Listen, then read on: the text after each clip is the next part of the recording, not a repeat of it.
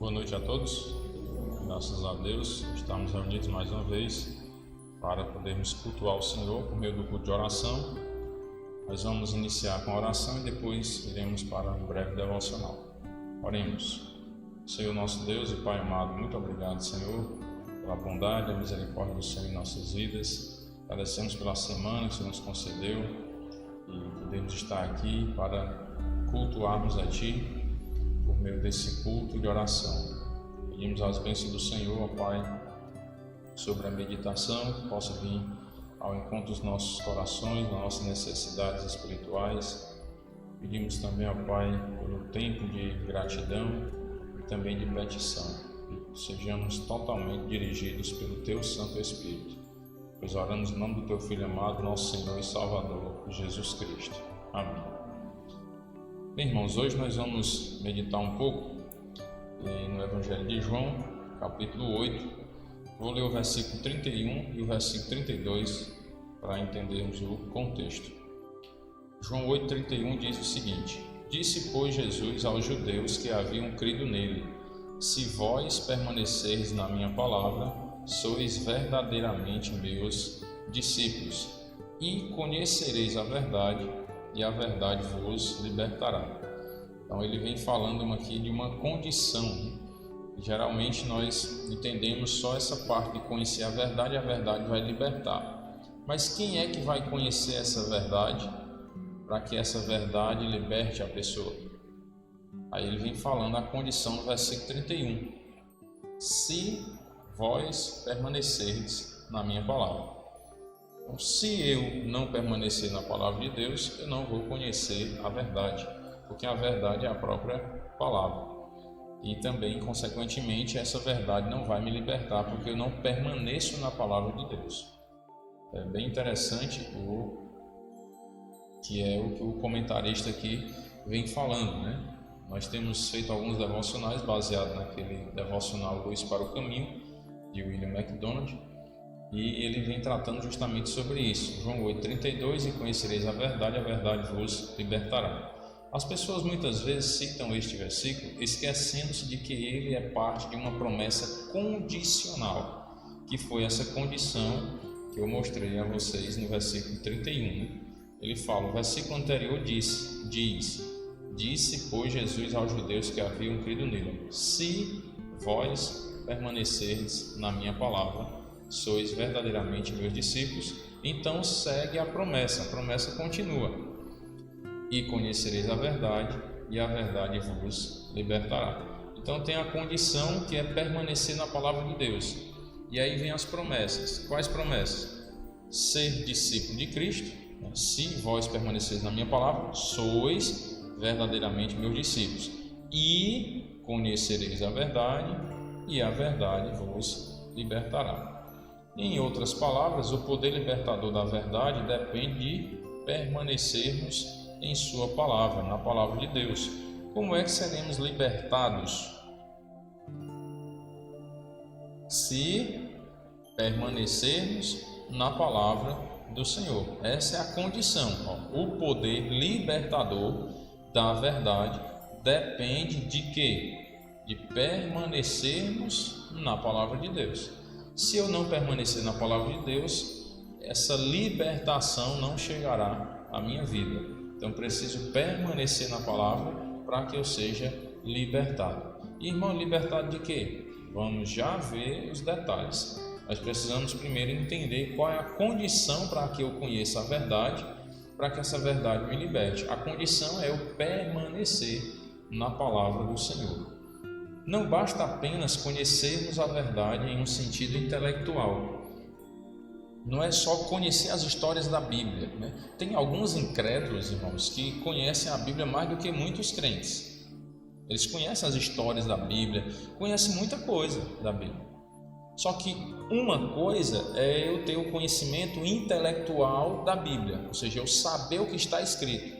Outra coisa é eu permanecer nessa palavra, obedecendo a palavra de Deus, tendo a palavra de Deus como autoridade máxima na minha vida. Aí é outra realidade. Então é isso que precisamos diferenciar. Por que eu estou buscando conhecimento bíblico? É simplesmente para eu mostrar para as pessoas que eu conheço muitas histórias da Bíblia?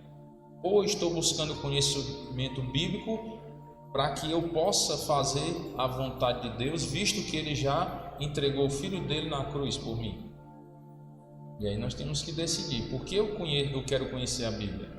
Eu, como filho de Deus, nós, como filho de Deus, quem já creu em Cristo, deve buscar o conhecimento bíblico, não para alimentar o nosso ego intelectual, mas para conhecermos mais a vontade de Deus e assim fazer a vontade do Senhor, porque Ele merece. Ele já deu a vida na cruz do Calvário por nós, na pessoa de Cristo, então Ele merece a nossa adoração. Precisamos obedecer e praticá-la, praticar a palavra de Deus. Conforme vivermos segundo os preceitos da Bíblia, seremos libertos de inúmeros males. E vamos observar alguns aqui. Assim que obedecemos ao Evangelho, ao chamado do Evangelho, somos libertos da culpa e da condenação e apresentados à liberdade dos filhos de Deus. Já vem falando aí de alguns males que nós somos libertados quando cremos na palavra do Senhor, quando permanecemos na palavra do Senhor, conhecemos a verdade e a verdade nos liberta de quê? Inúmeros males que o autor aqui fala. O primeiro deles, da culpa, da condenação. A verdade, a palavra de Deus vai nos libertar desse sentimento de culpa e da condenação eterna. Às vezes, irmãos, o inimigo ele é sagaz e ele fica tentando colocar em nossa mente esse sentimento de culpa.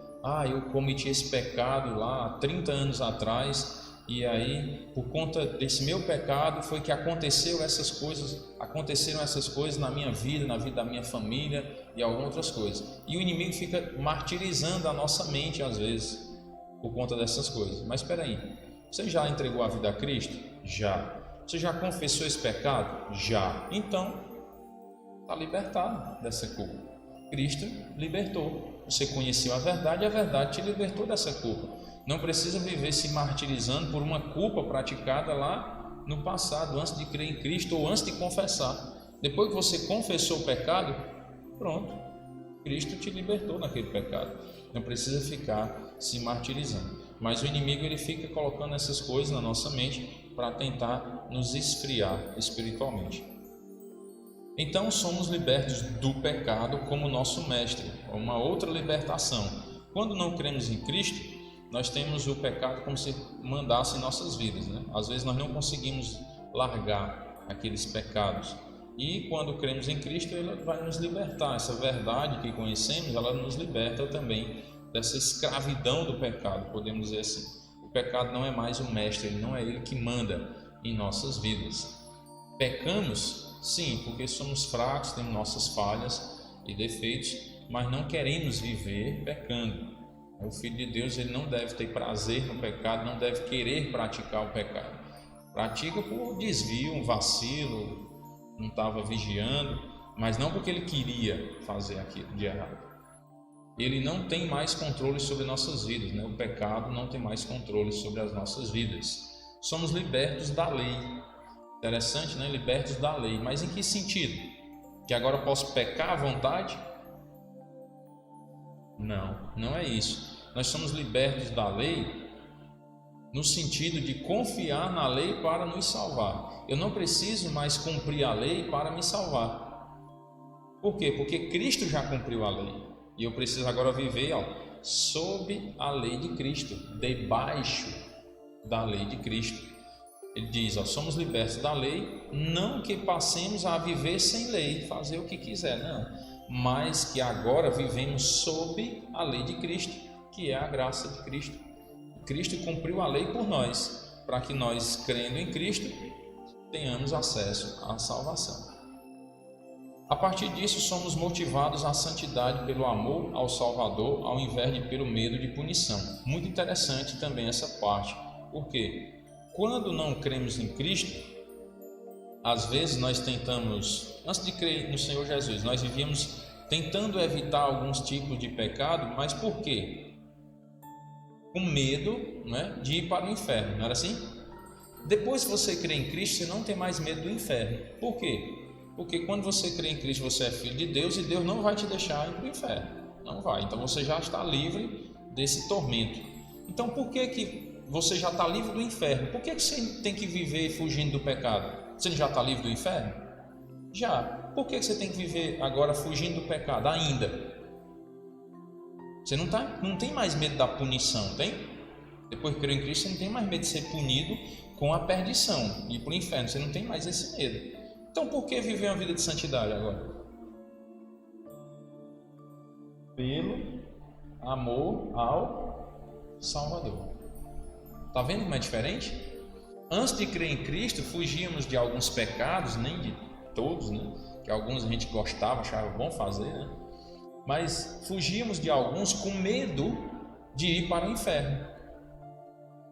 Então era como se fosse uma troca, né? Uma barganha. Ó, Senhor, eu não vou praticar esse pecado para que o Senhor não me mande para o inferno. Mas depois de crer em Cristo, olha a maravilha, você vai viver uma vida de santidade por livre e espontânea vontade, por gratidão, não mais por medo. Agora você procura viver uma vida de santidade porque você é grato a Deus pelo que Ele fez por você. Essa é a diferença. Então, irmãos, alguns detalhes que a gente vai observando nas Escrituras, nós conseguimos diferenciar a mente de uma pessoa salva de uma pessoa não salva. A mente de uma pessoa salva não busca viver uma vida de santidade para se livrar do inferno. Você já é salvo, você já creu em Cristo, então você não vai mais para o inferno. Você procura viver uma vida de santidade por amor a Deus, por gratidão. É diferente. A mente da pessoa perdida, ela vai procurar evitar alguns tipos de pecado, para quê? Para não ir para o inferno. Não, porque se eu fizer isso aqui é pecado mortal, né? Vou para o inferno. Essa é a mente da pessoa perdida. Essa é a mente dela. Ela está tentando negociar com Deus para não ir para o inferno. Já o salvo não vai mais negociar com Deus para não ir para o inferno, porque ele já entregou a vida a Cristo e Cristo salvou ela. Já fez com que essa pessoa recebesse um poder para se tornar filho de Deus. E agora vive uma vida de santidade para agradar ao Senhor, por gratidão ao que Deus já fez. Então você observa como é diferente, né, o pensamento, como é diferente a mente de quem já entregou a vida a Cristo da pessoa que não entregou ainda. Desfrutamos da liberdade do medo, porque o perfeito amor lança fora o medo. Por que a pessoa que entregou a vida a Cristo, ela não tem medo de ir para o inferno?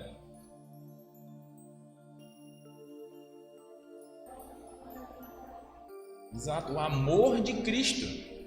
Olha, o perfeito amor lança fora todo medo. Quem é que tem o perfeito amor? Sou eu, para com Deus? Lembra daquele cântico, Corinho 233? Quem nos separará do amor de Cristo?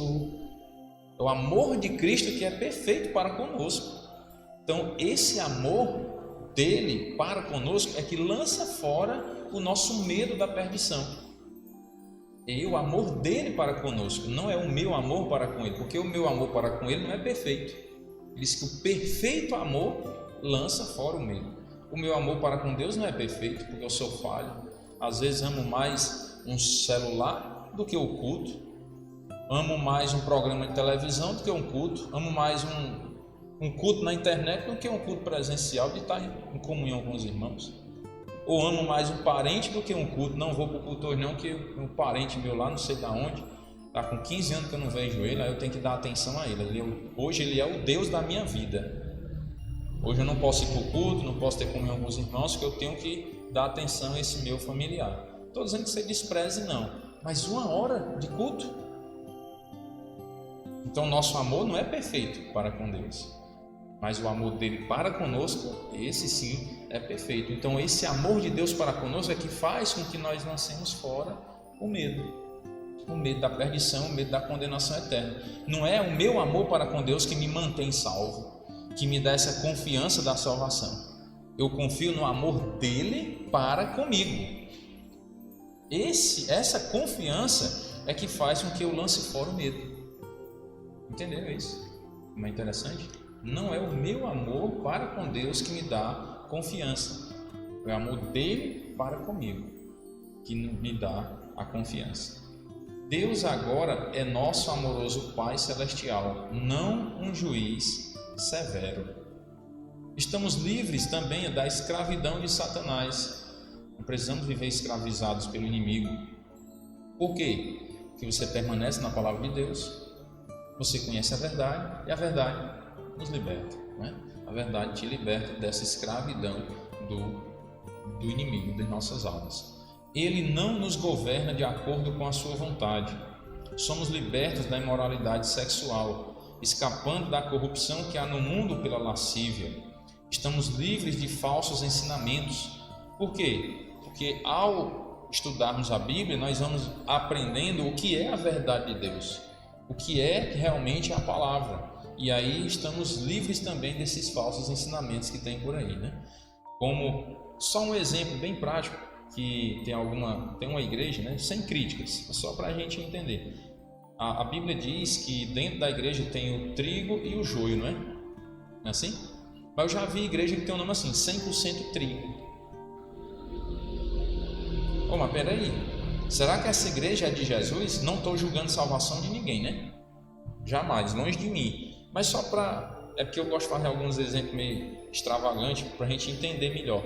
Como é que Jesus disse, a palavra de Deus ensina que na igreja tem o trigo e tem o joio, aí uma pessoa coloca o nome na igreja 100% trigo, ou seja, não tem joio. Então não é uma igreja que Jesus ensinou que é a igreja dele, porque na igreja de Cristo tem trigo e tem joio. Tem pessoas salvas e tem pessoas perdidas dentro da igreja. Tem gente que passa 10, 20, 30 anos na igreja e é perdida, mas é muito parecido com o trigo, porque convive tanto com os crentes que até parece um crente, mas nem é. Tem dentro da igreja de Cristo, tem isso. Aí como é que eu vou botar ali 100% trigo? Então Jesus estava mentindo? Né? Então são essas coisas, são falsos ensinos. Então estou ensinando para a pessoa que na igreja de Cristo, dentre os irmãos, né, vamos dizer assim, no meio dos irmãos não tem pessoas perdidas. Mas se Jesus disse que tinha, é um falso ensino. Só um exemplo. Outro exemplo é que a Bíblia diz assim: no mundo passais por aflições, mas tem de bom ânimo, porque eu venci o mundo. Jesus ensina isso. Aí tem a igreja que o slogan da igreja, a propaganda dela é o quê? Pare de sofrer, né? Então você vai para aquela igreja, você não vai sofrer, você não vai passar por nenhum problema mais na sua vida, todos os seus problemas serão resolvidos. Mas espera aí, aonde é que entra agora a parte do versículo? Eu fico pensando assim, quando os pastores, né, os líderes dessas igrejas, que alguns se chamam pastor, já tem apóstolo, tem bispo, não sei o que, né? Quando os líderes dessas igrejas chegam nesses versículos, o que é que eles dizem? Olha, irmãos, pare de sofrer. Aí aqui na Bíblia está dizendo que no mundo passais por aflições, mas aqui não, aqui você não vai sofrer. Como é isso? Porque é um falso ensino. A Bíblia diz: todos aqueles que querem viver piedosamente serão o quê? Perseguidos. Todos aqueles que querem viver piedosamente, ou seja, da maneira bem dedicada e consagrada a Deus, serão perseguidos. E aí como é que vem a igreja? Pare de sofrer. Falsos ensinamentos. Não estou dizendo que as pessoas estão perdidas porque não fazem parte da igreja bíblica, não, viu? Pelo amor de Deus. Não é isso que eu estou dizendo. Mas tem coisas sendo ensinadas por aí que não estão bem pareadas com a palavra de Deus. Estão bem alinhadas, não. Umas coisas meio fora da curva. Se você for analisar os versículos e for analisar o que é ensinado por aí, certo? Não estou dizendo que a igreja bíblica é 100% certa, né? Não tem seus erros, suas falhas, somos pecadores, podemos errar em alguma coisa também. Mas só citei esses dois exemplos para a gente ficar atento, né? Então, qual é a nossa missão? Nossa missão é examinar as Escrituras, é estudar a palavra de Deus, para que a gente possa conhecer o máximo possível, para errar o mínimo possível. A palavra de Deus é a verdade e o Espírito Santo guia seu povo à verdade e os ensina a discernir verdade de falsidade. Então vamos conhecer a palavra de Deus e o Espírito Santo vai nos guiando a discernir, né? Separou, isso aqui é verdade, isso aqui não é, isso aqui é falso, e andar no caminho da verdade. Aqueles que permanecem em sua palavra são libertos de superstições e do domínio de espíritos malignos. que é emancipação, estamos livres do poder das forças demoníacas. Então, por meio do conhecimento da palavra de Deus, de permanecer na palavra de Deus, Deus nos livra dessas forças demoníacas e de muitas superstições, né? Quando eu era criança, eu aprendi várias superstições, né? Não pode passar por baixo da escada, né? Não pode deixar a chinela virada de cabeça para baixo, dormir a chinela debaixo da rede, não sei o que, é um bocado de coisa assim, né? E eu até brinco às vezes dizendo que essa superstição de não poder passar por baixo da escada, aí depois entendi, né? Depois da minha conversão, entendendo que as superstições, muitas delas não fazem nem um pouco de sentido, aí eu brincando, aí disse, agora eu entendi porque é que faz mal, porque se a escada escorregar, toma na cabeça, né? Aí por isso que faz mal. Entendi agora, né? Eu brincando. Mas são superstições que aquilo não vai atrapalhar a sua vida espiritual. Se eu passar por baixo de uma escada, vou perder minha salvação? Não. É pecado passar por baixo de uma escada? Não. É arriscado, né? É arriscado, porque se escorregar, aí é um perigo. Mas não que você vai perder algum bem espiritual porque passou por baixo de uma escada. Somos libertos do medo da morte. Isso é maravilhoso, né? Você não tem mais medo da morte. Como é, irmão, que eu faço para não ter medo da morte? Permanecer na palavra de Deus, não é não? Se vós permanecerdes na minha palavra, sois verdadeiramente meus discípulos, e conhecereis a verdade vos libertará. Vai libertar de quê também? Do medo da morte. Porque é uma coisa que assola a humanidade. A grande maioria das pessoas tem medo de morrer. Mas tem medo de morrer por quê? Porque não sabe para onde vai. Não é não. É uma incerteza. É como dizer assim, peraí, vou vendar teus olhos, colocar você dentro de alguma coisa para você fazer uma viagem. Mas peraí, para começar, que coisa é essa que eu vou dentro? Não vou dizer. E para onde é que eu vou? Também não. Você vai ficar com medo, não vai não? Com os olhos vendados, dentro de uma coisa que você não sabe o que é, e ir para um lugar que você não sabe para onde é. Dá medo, não dá? Assim é a morte. Você vai ficar com os olhos vendados, não é? Os olhos fechados, sem saber para onde vai. Por isso que a grande maioria tem medo. Por quê? Porque não sabe para onde vai. A partir do momento que você crê em Cristo, tem a convicção da sua salvação pela graça de Cristo, não pelos seus méritos, então você é libertado desse medo. Tem medo de morrer. Por que não tem medo de morrer? Porque se você morrer, você vai para os braços do Pai. O apóstolo Paulo, ele disse, olha, para mim o viver é Cristo, e o morrer é lucro, é a melhor parte. Ele diz, eu quero viver com os irmãos, estar com os irmãos, ter essa comunhão, mas estar com Cristo é incomparavelmente melhor. E a Bíblia diz que quando nós estamos ausentes do corpo, estamos presentes com o Senhor. Então, se você creu em Cristo, no momento de você morrer, o seu corpo vai para o cemitério, que é a matéria, mas o teu espírito vai para a presença de Deus. Então, tem medo de ir para a presença de Deus? Não pode. Nós não podemos ter esse medo. Por quê? Porque você entregou sua vida a Cristo. Então, não pode ter medo de morrer. Conta uma história, né? Diz que tinha 2 compadres lá viajando num barco. Aí, o compadre perguntou, rapaz, você tem fé em Deus, né? Tem fé em Deus. Aí ele disse, mas quando você morrer, você vai para o céu? Vou para o céu. É mesmo? Rapaz, e se eu te disser que o barco vai já afundar? Porque batendo numa pedra ali, furou o casco, vai afundar. Eu não digo uma desgraça dessa não, né? O cara tinha tanta convicção que ia para o céu, mas estava com medo de morrer, né? Não queria morrer. Isso é uma história que contam aí, não sei nem se é verdade isso, provavelmente não, né? Só para fazer gracejo. Mas aí vem trazer a ideia de quê? De que nós temos que ter realmente essa confiança. Vamos morrer agora. Tá bom demais. Eu vou para a presença de Deus.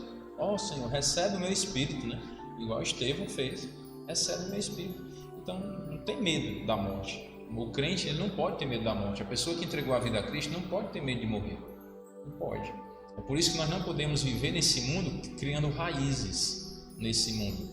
Achando que, não, peraí, eu tenho que ter muita estabilidade nesse mundo, eu tenho que construir muita coisa nesse mundo. Não que seja errado você construir bens materiais nesse mundo e ter as finanças em abundância, não tem nenhum problema nisso. contanto que você não esteja arraigado nessas coisas.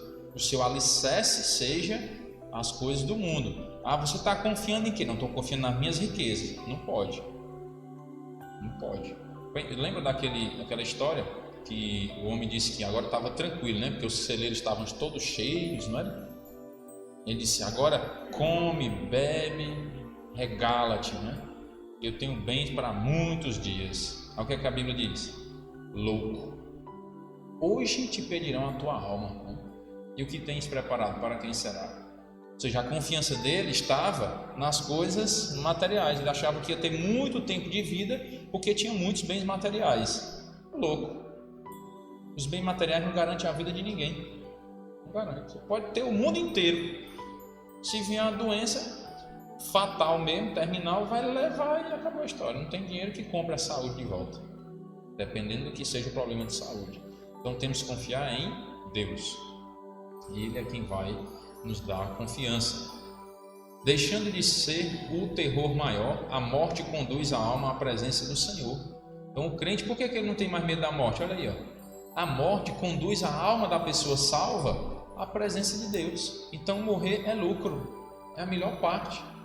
O lucro é a melhor parte.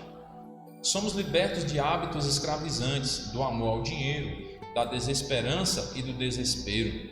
De agora em diante, a linguagem do nosso coração é a seguinte: prostrado aos teus pés, Senhor Jesus. Este é o meu lugar.